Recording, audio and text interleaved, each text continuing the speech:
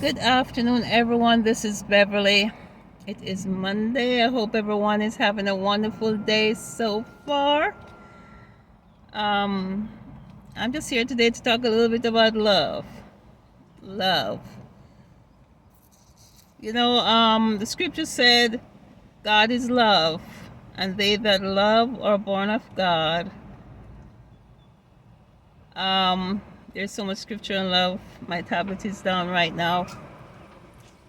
But I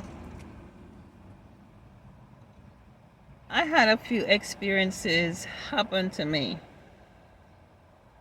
That is, I don't know what to say of it or what to think of it. Is while I was in the rehab,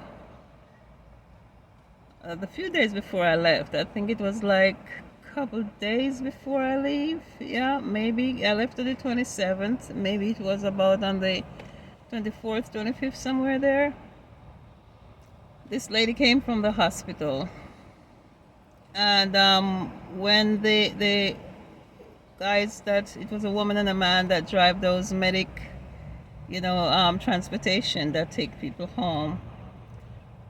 And she said to them that just put the bags over there till my husband come.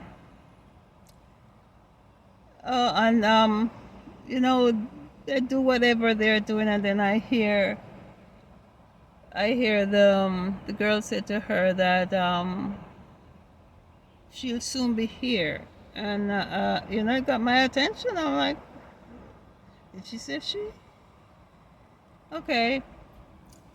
And about 5 minutes later, the woman came that she said it's her husband. And I'm a Christian. I don't care what nobody want to say. I'm a Christian. And I believe in the Bible from Genesis to Revelation. And I also believe in love. And after she came, and she was so fussy, the one she called her husband was so fussy. She want everything to do this, to do this, to do this. And in the afternoon, when the nurse came to me and said to me, since you're about to leave, can you move your stuff from there? I said, no, I won't. I said, no, I won't. But that didn't, it's not like I meant anything. I just want her to know that I was there in that room before, and, I'm about to leave. Give me peace till I leave. Don't tell me to move my stuff. Anyways, after she left, the woman started mumbling. She went away. And then the woman, because I cannot say it's wife or husband, because that's not what the Bible represents. So when the woman left, and the one that was in the bed, she started saying that I can hear voices, but I don't see anybody. I'm lonely. Could you come over here a minute? And I went over there, and I talked to her, and I asked her if she needed anything. I fixed her call button. I talked to her. I questioned her. She told me about, her life and how she met the next person and everything. And, I said, Lord, I know if Jesus was here, he would walk in love, but he wouldn't compromise. And the next morning again, the same thing. She said she was lonely, and she hear voices, because I was playing my inspirational music is what kept me while I was in that nursing home, that rehab for this facility.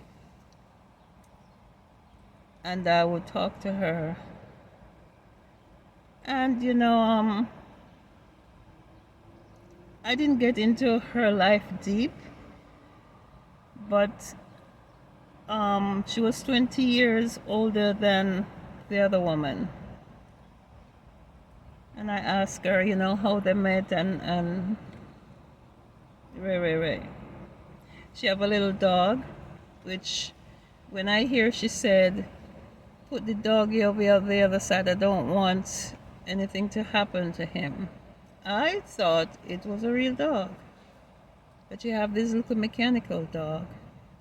And they both fancy the dog as if the dog is real. They kiss on the dog, they all say, oh baby, you okay? Oh baby, baby. Only thing baby didn't do is eat. But anyway, you know, I show them both Christian love, but I still would like to have asked them, you know, otherwise the other lady, and I will not say husband or wife. No, I won't say that.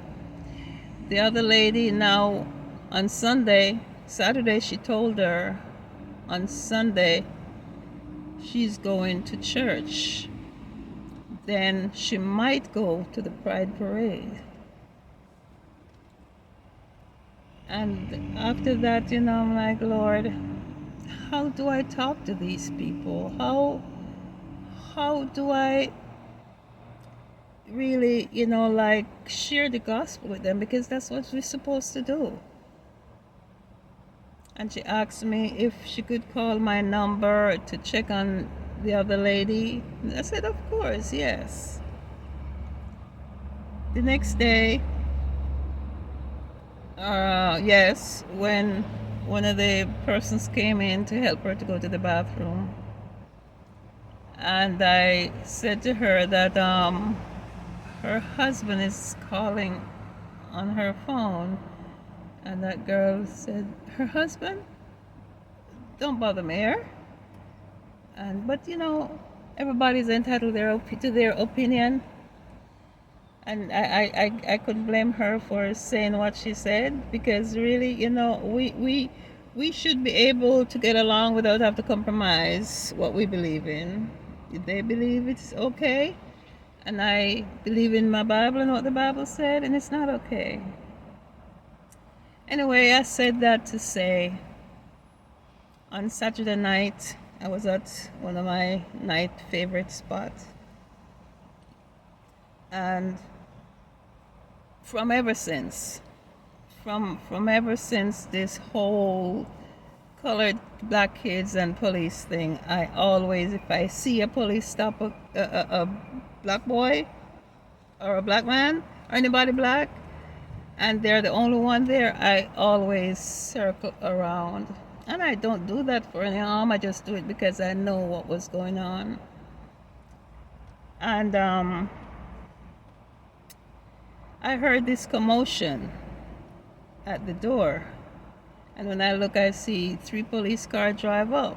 So of course I put my seat back up and I sit up and I start watching.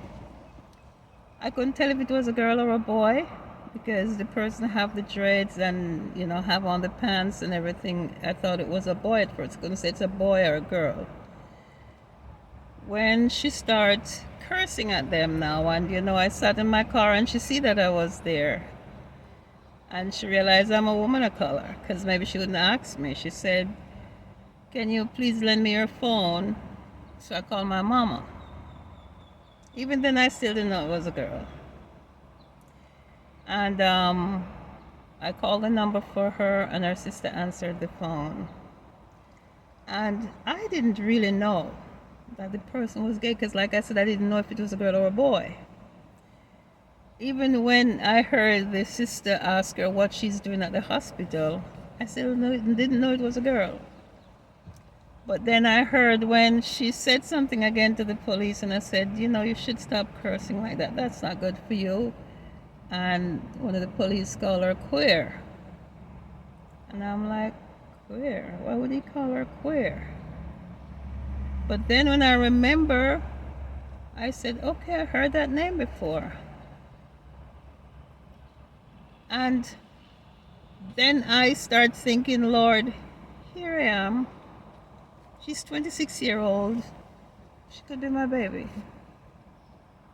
I said, here I am, taking care of this young woman, calling her family, making sure she don't fall over because she was under the influence of something. She wasn't stable on her feet. And After her mother get on the phone and told her to sit down, she sat down, and then the mother starts saying to me, what hospital is she in? Why she's there? I said, I have no clue. I just was in my car, I heard the commotion, and it got my attention because I see police, and then, I always look, and if it's somebody of color, I always get up and look. So, while this girl was there, and she got up and the pants fell down to her butt, I said to her, pull your pants up. So you need this. She said, yes, ma'am, and she jumped and pulled up the pants. And then I said to her, what's going on with you? She said a lot of stuff. I said, can I pray with you? She said she's Muslim. I said, it doesn't matter what religion you are. Still, prayer is prayer. I said, do you believe in Jesus? She said, yes, I believe in Jesus. I said, so I can pray for you then. She paused for a while and she said, yes, please pray for me. And I prayed for her. Then I asked her, I said, do you want to say the sinner's prayer? I don't know if that's how I say it, but then I said, I'm going to lead you through the sinner's prayer. As she said, do you want to do that? She said, yes. I led her through the sinner's prayer. I don't know how seriously she take it because, like I said, she was under the influence of something. But I say this to say, what do we really do as Christians? Some Christians maybe believe in the gay lifestyle. I don't. If somebody wants to live like that, it's up to them, because when judgment day come, everybody is going to have to give an account for their own self. Nobody will answer for nobody. I only believe the only people that would answer for somebody is the parents with the babies or young children that doesn't reach the age where they understand wrong from right. But here I am, faced with this situation pretty much like I did in the rehab. And it's not only then, it happened once at the water. I was there at the water, sitting down. I always go to my little spot and sit. Always get the one place because the sun don't come there, so quickly, and it's quiet. And I see this girl in a car. And, I thought it was she with a guy because you could tell the way she was talking. They were like lusting at each other. And when she opened the door, because she was sitting up with her foot up on the seat, and when she opened the door, after a while she opened the door, and I look out, and I see the next person was a woman. I was so shocked. Not that it's my business. I'm just saying, how do you handle those situations if you want to talk to somebody about the Lord and said, that is not right? How do you go there? Because on Judgment Day, Jesus said it's going to be weeping and wailing. Weeping and wailing, and there's another scripture that said weeping, wailing, and gnashing of teeth. Because there's going to be so much disappointment. Listen to this big old truck coming out. Jesus. I've been sitting here from morning, and just all of a sudden, this is why I said, but I'm not going to pay no mind. Let him drive by if he want to drive, and he's driving by. Anyway, so I said that what would Jesus do if he was in the position that we're in these days? Because more than ever before, it's like, this is a lifestyle of many people, and it's embraced, and it's legalized, but nobody think about God and the fact that there is a judgment day coming. There is a judgment day coming. But even though we know judgment day is coming, we still have to love one another. But what do you do when you don't know what to do, when you have come face to face with this situation like I did at the rehab and I did on Saturday night. At the rehab, it wasn't even that bad. Saturday night I had was to, like connect with this girl. Oh, Jesus.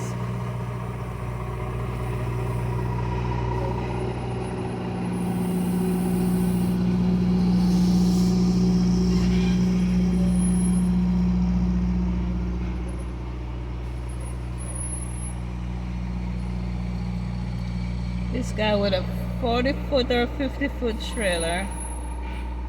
I haven't seen him all morning. I've been sitting out here from about, as a matter of fact, 9:30. I've been sitting out here. And here it is now, I think maybe almost 12 o'clock.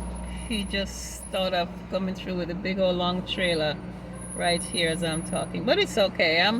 I'm not going to let anything deter me, because I see in many things, many ways, the enemy is trying to distract me. The enemy is trying to let me stop doing what I'm doing. But I mean, no, stop what I'm doing now. No, I'm not. Because I promised the Lord. Now ask the Lord. Ask the Lord to give me this privilege to witness to people. So I'm not going to let the enemy take away my blessing. But all I'm saying, what do we do in situations when we don't know what to do about a real life issue? Because that's my second time coming this close. And I'd never scrutinized them. I never was prejudiced. I never scorn. I never do nothing. But I just don't agree with the lifestyle, and I cannot tell them what they're doing is right. This young lady said to me that, I'm going through a lot. I said, you're only 26. What lot do you have to go through at 26? She said, you don't understand. Sometimes I don't even want to be here. And of course, I have to talk to her again about that not want to be here thing, because this is what, like the fourth or fifth person that say that in my hearing, that they don't want to be here. It's unbelievable. I don't know. So anyway, Jesus said we must love one another as he has loved us, and we have to show love no matter who. We don't have to compromise, but we have to show love. We have to show love. I don't think nobody should force anybody to accept any situation they don't want to accept. They are against, or it's against your religion, or it's against you. If you're a Sabbath keeper, you are entitled not to go to church on a Saturday. So if you're a Christian, you're entitled to your own opinion, not to agree with something, but you still have to love. We still have to love. Anyway, everyone, I'm cutting this short because this man is right here opening this truck. So he's going to be moving stuff back and forth in his truck. So God bless you all. Have a blessed day. And let's keep loving on each other no matter what it is, because God is love, and everyone that love is born of God. Much love. Peace out.